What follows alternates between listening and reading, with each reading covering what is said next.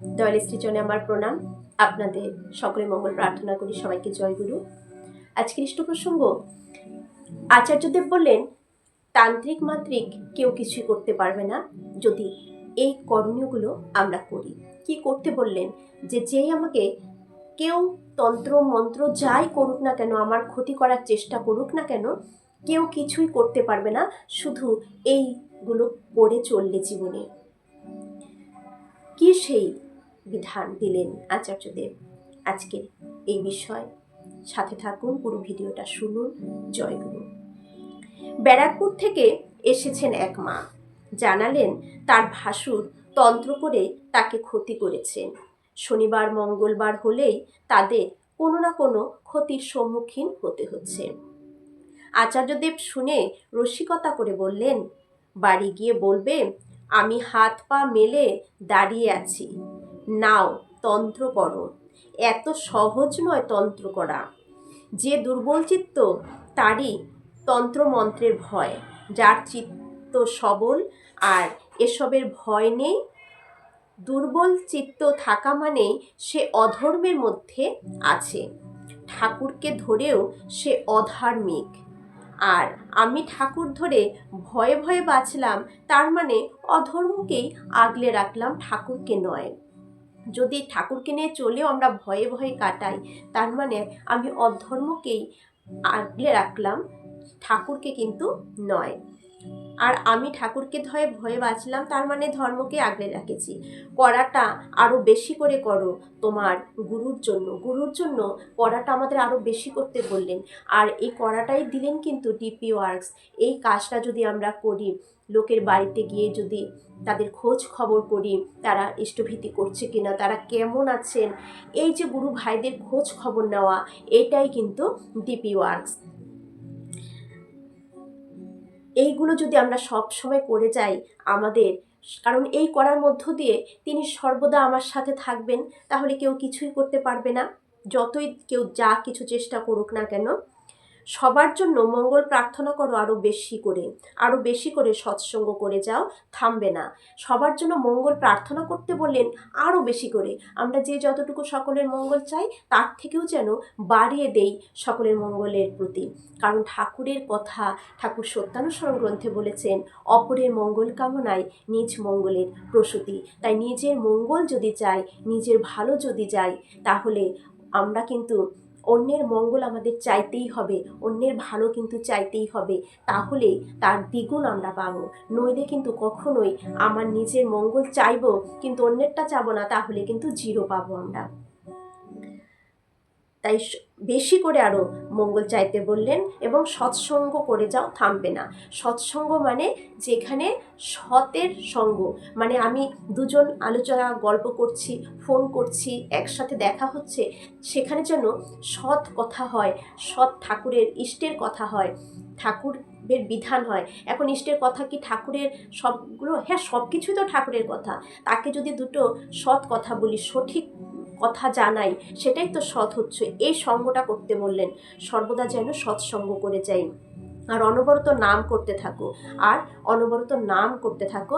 আচার্যদেব এই বিধানগুলো দিলেন, তাহলে কেউ আমাদের কোনো ক্ষতি করতে কিন্তু পারবে না। যে যতই তন্ত্র মন্ত্র হাবি জাবি যাই করুক, যার গুরুর সহায় থাকবে, আচার্যদেব বলেছেন না, যার গুরুর সহায় আছে তার উপরে সব দেবদেবতার আশীর্বাদ আছে।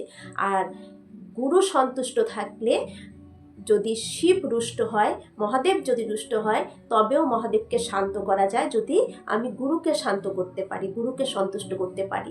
কিন্তু যদি শিবকে সন্তুষ্ট করছি কিন্তু গুরুকে অসন্তুষ্ট করছি, তাহলে কিন্তু শিব এসে গুরুকে শান্ত করতে পারবে না। তাই গুরুকে মেনে চলা, এই তার বিধানে চলাটা। এখানে একটা ছেলে থাকতো, সে এখন বড় সাধু হয়ে গেছে। সে একদিন এসে বলল তার সঙ্গী সাথীদের নাকি কোনো তান্ত্রিক জব্দ করছে, বাধা দিচ্ছে। আমি বললাম, তুই জেনে রাখ, তোর আর সে তান্ত্রিক মান্ত্রিক যেই হোক, তোর মাঝে আমি দাঁড়িয়ে আছি। যেদিন আমাকে বলল, ঠিক তার পরের দিন নাকি ওই তান্ত্রিক কোথায় পালিয়েছে। যখন একজন গুরু ভাই ছিলেন, সে একদিন এসে আচার্যদেবকে বললেন যে সে সাধুর মতন থাকে, মানে সবসময় সৎসঙ্গ এসব নিয়ে থাকে, কিন্তু কোনো তান্ত্রিক মান্ত্রিক তার বন্ধু বান্ধবকে আটকাচ্ছে, যেতে দিচ্ছে না, সব ওনাদের সমস্যা হচ্ছে। তখন আচার্যদেব বলেছেন, তুই মনে রাখ, যতই তান্ত্রিক মান্ত্রিক যাই থাকুক, তোর আর ওই তান্ত্রিকের মাঝে আমি দাঁড়িয়ে আছি, কেউ তোকে ক্ষতি করতে পারবে না। যেদিন আচার্যদেবকে বললেন, পরের দিন থেকে সে তান্ত্রিক কিন্তু তার কাছেও আর এলেন না। কারণ ওই আচার্যদেবের কথায় তার কিন্তু বিশ্বাস হলো। যেভাবে এই যে প্রচুর নাম করে যেতে বলেছেন, সৎসঙ্গ করে যেতে বলেছেন, বেশি বেশি করে অন্যের মঙ্গল চাইতে বলেছেন, এই করার মধ্য দিয়ে কিন্তু বিশ্বাসের সাথে যখন করা শুরু করলেন, তার কিন্তু কাজ শুরু হয়ে গেল। এগুলো শুধু আমাদের একটা বিশ্বাস, কিছুই নয়। একটু নাম করবো, এটাতে আমাদের আলসামো, কিন্তু এই করার মধ্য দিয়ে যে কতটা প্রাপ্তি, কতটা যে আমরা ভালো থাকবো পরিবারকে নিয়ে, এটা আমরা বুঝতে পারি না। একদম উধাও হয়ে গেছে। তাহলে আমি একটা চুনোপটি, আমি যদি অভয় দিতে পারি, তাহলে আমার গুরু কি করতে পারেন? তাতে তোমার বিশ্বাস নেই? তুমি বিশ্বাস যেটা করবে সেটাই হবে, আমি বিশ্বাস করে যেটা করব সেটাই কিন্তু হবে। মাটি বললেন, আজ্ঞে, বিশ্বাস তো করি, কিন্তু চোখের সামনে এসব করে যা সব দেখি তাতেই মন। আচার্যদেব বললেন, যদি বিশ্বাস করতে, তাহলে যাই দেখো যাই শোনো কিছুতেই টলতে না। তোমার মনের মধ্যে সব সময় চলতে থাকে, ও বুঝি আমার ক্ষতির জন্য করছে, ও বুঝি ওই করছে। যারা সপ্তাহ ধরে এই চলতে থাকে মনের মধ্যে, তোমার যদি মনে হয় ও তোমার ক্ষতি করছে, তুমি একটা কাজ করতে পারো, তার বাড়িতে ডালা পাঠাও। বললেন, যদি মনে হয় যে ও তোমার ক্ষতি করছে, তাহলে তার বাড়িতে তুমি ডালা পাঠাও। ডালা পাঠানো, তার সাথে সুন্দর বন্ধুত্ব করো, সুন্দর কথা বলো, তার সাথে একটা সুন্দর সম্পর্ক তৈরির চেষ্টা করতে হবে আমাদের নিজেদের। তাহলেই সে কিন্তু আর ক্ষতি করতে চাইবে না। যদি এটা আমাদের মনের মধ্যে একটা ভয় থাকে, তাহলে এইভাবে কিন্তু আমরা অন্যদের, শত্রুদেরকেও কিন্তু আপন করতে পারি এই ভালোবাসার মধ্য দিয়ে। যতক্ষণ না আমি মনে ভাববো বুঝি আমার ক্ষতি করছে, তা বুদ্ধি নিয়ে ক্ষতি করছে, যতক্ষণ না আমি ভাবি যে ও বুঝি আমার ক্ষতি করতে যাচ্ছে, তখন একটা কিছু হবে।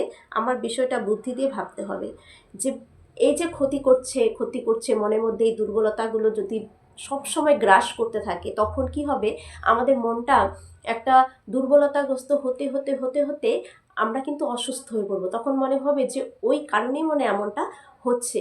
কিন্তু দুর্বল হলে চলবে না। ঠাকুর তো প্রথমেই সত্যানুসরণ বলেছেন, সর্বপ্রথম আমাদের দুর্বলতার বিরুদ্ধে যুদ্ধ করতে হবে, সাহসী হতে হবে, বীর হতে হবে। তাই সাহস নিয়ে চলতে হবে।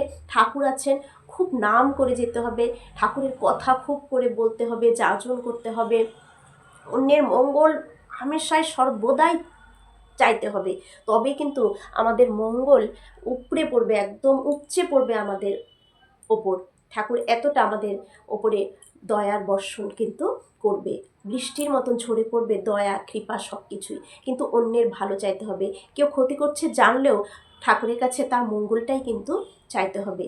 তাতে কিন্তু আমরা ভালো থাকবো। আমরা পারি না এটা করতে, কিন্তু আমাদের পারতেই হবে, পারলেই হবে। আচার্যদেব মাটির উদ্দেশ্যে বললেন, তুমি আগে ভাবো, তুমি পরাজিত সৈনিকের মতো নির্বাপিত হবে, না জয়ীর মতো দপদপ শিখা জ্বলে উঠবে? তোমার যদি একটা রোগ হয়, তুমি লড়াই করবে, এরকম ভয় নিয়ে বাঁচলে তুমি তো রোগে নয় তন্ত্রেই মরে যাবে। ভয় নিয়ে বাঁচতে থাকলে, ভেতরে ভয় যদি থাকে সর্বদা, তাহলে তো ধীরে ধীরে এমনিতেই সে শেষ হয়ে যাবে। কারণ ভয় জিনিসটা এতটাই মানে মানসিক জিনিস যে তাকে কিন্তু একদম ধূলিসাৎ করে দিতে পারে। তাই সাহসী হতে হবে যে আমার মাথার ওপরে আমার দয়াল ঠাকুর আছেন, তিনি থাকতে আমার তো কোনো ভয় নেই। আমার সন্তানকে আমি, আমার সন্তানের সাথে সর্বদা রয়েছে। আমার সন্তানের যদি কেউ ক্ষতি করে, আমি কিন্তু সেই মাঝে গিয়ে এমনভাবে আটকানোর চেষ্টা করব যে তার কোনো মানে সে পারবেই না আমার সন্তানের ক্ষতি করতে। তাহলে পরমপিতা আমার পিতা, আমি তার সন্তান, আমার যদি কেউ ক্ষতি করে আর আমি যদি তাকে ধরে চলি, তাকে নিয়ে চলি, তার ভাবনায় থাকি আর সাহসী হয়ে যে আমার বাবা আমার সাথে আছে, তাহলে কেউ ক্ষতি করতে পারবে না। আমরা ভালো থাকবো, সুস্থ থাকবো পরিবারকে নিয়ে। এভাবে আচার্যদেব কিন্তু আমাদের সাহসী করে তোলেন, আমাদের বোঝান, বকাও দিয়ে থাকেন, যাতে অনেক সময় আমাদের এই বোকামিগুলোর জন্য তিনি বকা দিয়ে থাকেন যে আমরা ঠাকুর ধরে তাহলে কি করছি, এই ভয়ে দুর্বলতায় যদি আমরা পড়ে থাকি তার মানে তো পুরোপুরি আমরা ঠাকুরকে ভালোবাসতে পারছি না, গ্রহণ করতে পারছি না, বিশ্বাস করতে পারছি না। মাটির চোখে মুখে আত্মবিশ্বাসের রূপ ফুটে উঠছিল, নিজের মনটাকে কোনো একটা আবদ্ধ জায়গা থেকে কিছুতেই ছাড়িয়ে আনতে পারছিলেন না। আত্মবিশ্বাসের অভাবে, ভয় সংখ্যায় মনের পরিধিটা ক্রমশ সংকীর্ণ হয়ে আসছিল। আচার্যদেব তাকে গণ্ডি ভেঙে বেরিয়ে আসার পথ দেখালেন। এবার দরকার শুধু সত্যের অনুসরণ। সেই মা প্রসন্ন চিত্তে ভক্তি ভরে প্রণাম করে বিদায় নিলেন। এখন আচার্যদেব তো আমাদের সেই মাকে বলে দিলেন, এরকম আমাদেরও যদি মনের ভেতরে থাকে, আমাদেরকেও এটার থেকে জানা হয়ে গেল, এখন বেরিয়ে আসতে হবে আমাকে নিজেকে। আমি যদি সত্যের অনুশীলন করে চলি, ঠাকুর যেভাবে বলেছেন সেই ভাবনায় চলি, কে কি করছে করুক, আমি যেন তার ক্ষতি না করি, আমি যেন তার ক্ষতি না চাই, তাহলে কারো সাধ্য নেই। আর আমাদের তো ঠাকুর বলেই দিয়েছেন ইষ্টভীতির পর যে চরণামৃত করে খাওয়া, এটা খেলে কেউ ক্ষতি কখনোই করতে পারবে না, এটা বিশ্বাস রাখতে হবে। এইটা খেলে কেউ কোনোদিন ক্ষতি করতে পারবে না, যে করতে আসবে উল্টে তারই ক্ষতি হয়ে যাবে। তাই ঠাকুরকে নিয়ে চলুন, সাহসী হয়ে চলুন, অন্যের মঙ্গল, বেশি বেশি করে অন্যের মঙ্গল চান, ভালো থাকবেন, সুস্থ থাকবেন। জয়।